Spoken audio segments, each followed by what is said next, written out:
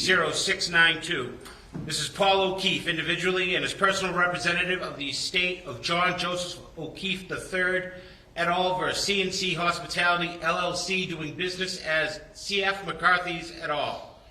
Your Honor, with your permission, at this time, I will call the names of the attorneys in attendance and ask that they state that they are present for the purposes of the record. Thank you. Attorney Brillahante. Present, Your Honor. Attorney Horwitz. Present. Attorney Fell. Present. Attorney Buck. Present. Attorney Diller. Present. Attorney Beaton has been excused, Your Honor. Attorney Holstag. Present. Attorney Rose. Present, Your Honor. Attorney St. George. Present, Your Honor. Attorney Donovan. Present, Your Honor. Attorney Deely. Present, Your Honor. Attorney McCaffrey. Present, Your Honor. Attorney Hassett. Present, Your Honor. Attorney Maravellis. Present, Your Honor. Attorney Shipley has been excused. Attorney Tang. Present, Your Honor. Attorney Bell. Present. Your Honor, Attorneys Little and Mason are appearing via Zoom. Attorney Jackson's getting some free publicity as well. Attorney Jackson. Present. Attorney Seligson. Present. And Attorney Rosenberg. Present, Your Honor. You can sit down. Thank you. So thank you, counsel, for being here.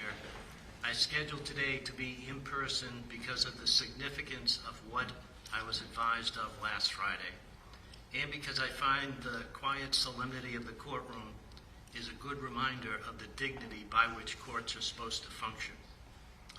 One commenter describes how every high-profile case now unfolds in two arenas, one governed by procedure and precedent, and the other by pixels, edits, and algorithms, and how the courtroom has become content and the law has become a spectacle. I recently held a hearing on a non-party motion for a protective order. I required the moving party to provide certain information. Such material was filed together with the motion to impound. A hearing that included the motion to impound was held on a Monday morning. I allowed the motion to impound during the hearing.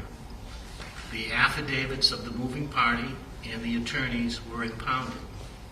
Following that morning hearing, I found that there was insufficient information to support a delay in the deposition of the non-party from going forward. However, I further found that given the claims made in the filings, I would delay making a final decision on the motion until later that day to give the non-party's counsel the opportunity to supplement the record before me. I scheduled the matter for further hearing that afternoon at 4:15 with the expectation that there would be additional filings. At 2:22 p.m. that day, the non-party's attorney emailed the clerk of this court and all counsel of record, excepting one, additional materials in support of the motion for a protective order. The filing included a motion to impound additional materials. Exactly 30 minutes after the email to counsel of record of the additional material, which included sensitive and private medical information, similar information to what was in the exhibits to the filing and marked provisionally impounded, was posted to an X account at 2:52 p.m.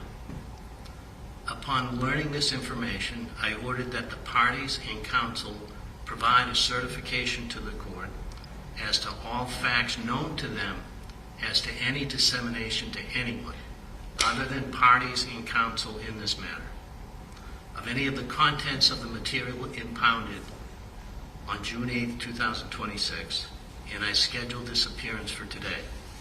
I received certifications from all party and counsel, 32 of them in total. No one apparently has disseminated, nor are they aware of any facts regarding the dissemination of the contents of impounded material to any person or entity other than the parties and counsel in this matter. However, somehow, an ex-account holder, not part of this case, apparently received information that was at least provisionally impounded. Orders of the court have been violated either directly or at the very least in spirit. If these orders are to have any effect, all parties involved must operate with integrity. Rule 13C of the Uniform Rules of Impoundment Procedure imposes a duty on all persons to protect the confidentiality of impounded material. Additionally, Rule 3.6 of the Rules of Professional Conduct prohibits lawyers from making extrajudicial statements that they know or reasonably should know will be disseminated by means of public communication and will have a substantial likelihood of materially prejudicing an adjudicative proceeding. In cases like this, where all parties involved are aware of the public attention, I expect that everyone is taking every precaution to preserve confidential information, to follow the rules of the court, and to adhere to my orders. Because of the disclosure of sensitive private information, I temporarily stayed further discovery of the non-party. If necessary, I am fully prepared to make such order permanent as permitted by Rules 26 and 30. To any issue counsel may raise as to the management of discovery issues being within my discretion, I invite you to look at the following cases. In the 2003 case of Buster v. George W. Moore, Inc., 438 Mass. 635, the SJC stated at page 653, in general, discovery matters are committed to the sound discretion of the trial judge. In a 2002 appeals court case, Mattoon versus the City of Pittsfield, 56 Mass. Ave. Court 124, the court stated at page 131, trial judges have broad discretion to make discovery and evidentiary rulings conducive to the conduct of a fair and orderly trial. In the 1987 case of Solomon A. versus B. Gruel, 399 Mass. 790, the SJC stated at page 799, the conduct and scope of discovery is within the sound discretion of the judge. In Cronin versus Strayer, 392 Mass. 525, a 1984 case, the SJC stated at pages 535 to 536, we remind judges that the scope and timing of discovery is within their discretion, and the prevention of discovery abuse is sufficient justification for the authorization of protective orders. With this authority at hand, judges should not hesitate to exercise appropriate control over the discovery process. And finally, in the 1987 case of Campagna versus the Board of Directors of the Massachusetts Housing Finance Agency, 399 Mass. 492, the SJC stated at page 503 that Rule 37 affords a judge broad discretion to impose whatever sanctions are just in order to ensure that the discovery process operates efficiently. The malicious publication of private information concerns me. Whatever opinion that one may have of a non-party, even if warranted, such an opinion does not allow for the disparate treatment of such individual. All people deserve fair and equal treatment in our system of justice, regardless of any personal characteristic, as abhorrent as some of them may be. What I am looking for is for the parties is adequate assurances that their discovery served justice and not any desire to weaponize the rules for pettiness and profit. If the parties and lawyers would enter into an agreement to hold private, personal information in confidence, and if the terms were acceptable to me, I would consider entering it as an order of the court so that any violation would be grounds for a contempt finding and appropriate sanction, including dismissal or default. Such an order would need to be more than a stipulation that deposition testimony can only be used for the purposes of this case.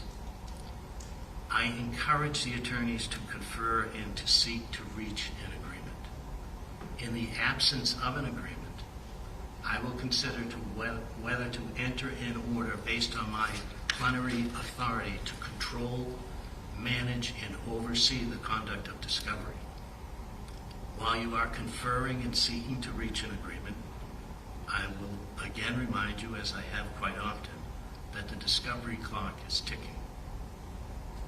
My final request to counsel with an appearance in this matter is to familiarize yourself with Rule 3.6 of the Rules of Professional Conduct relative to publicity. The rule sets forth a basic general prohibition against a lawyer's making statements that the lawyer knows or should know will have a substantial likelihood on materially prejudicing an adjudicative proceeding.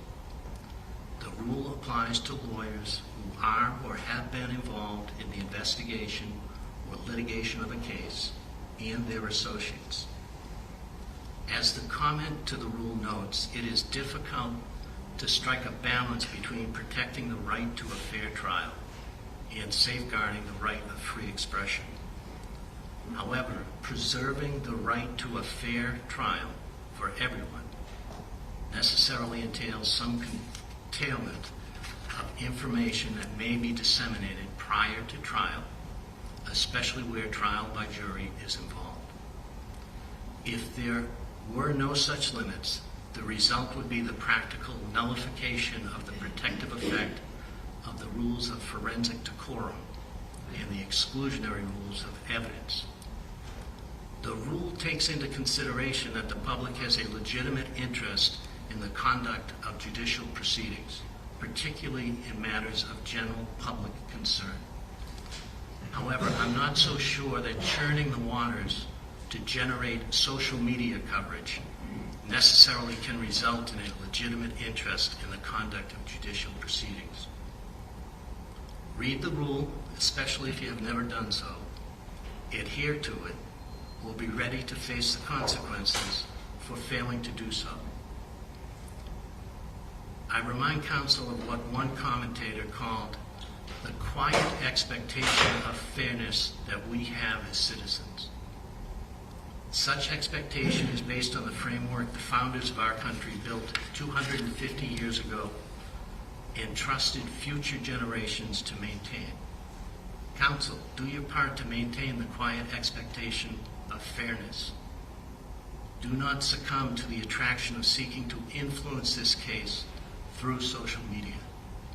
Be what a trial lawyer should be, one that tries their case in the courtroom.